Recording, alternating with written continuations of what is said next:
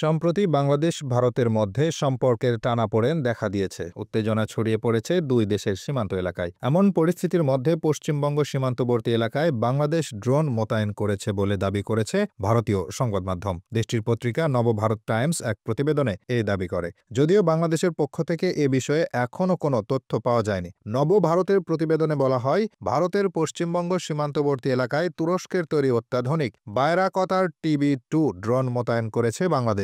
ধারণা করা হচ্ছে ভারতের সঙ্গে সম্পর্কের উত্তেজনা বৃদ্ধি পাওয়ায় এ ধরনের পদক্ষেপ নেওয়া হয়েছে।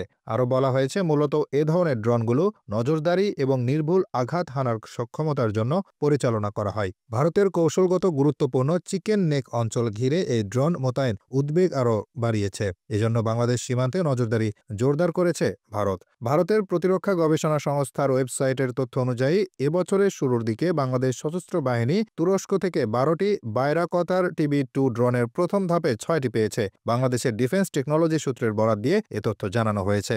উল্লেখ্য, ছাত্র জনতার আন্দোলনের পর গত 5 আগস্ট দেশ ছেড়ে ভারতে চলে যান শেখ হাসিনা। এরপর থেকেই দুই দেশের মধ্যে সম্পর্কে টানাপোড়েন দেখা দেয়। বাংলাদেশের বিরুদ্ধে একের পর এক খবর প্রচার করা শুরু করে ভারতীয় গণমাধ্যম। এর মধ্যে বেশি সংখ্যক খবরই ভুয়া বলে জেনেছে ফ্যাক্ট চেক বা তথ্য যাচাই সংস্থা রিউমার স্ক্যানার। সংস্থাটি বলেছে, চিন্ময় কৃষ্ণ দাসের গ্রেপ্তারের পর ঘটে যাওয়া বেশ কিছু ঘটনার কারণে দুই দেশের মধ্যে উত্তেজনা ছড়িয়ে পড়েছে, যা দিন যাচ্ছে আরও বাড়ছে। ভারতীয় সীমান্তে ছড়িয়ে পড়া এসব উত্তেজনায় ঘি ঢালছে ভারতীয় গণমাধ্যম।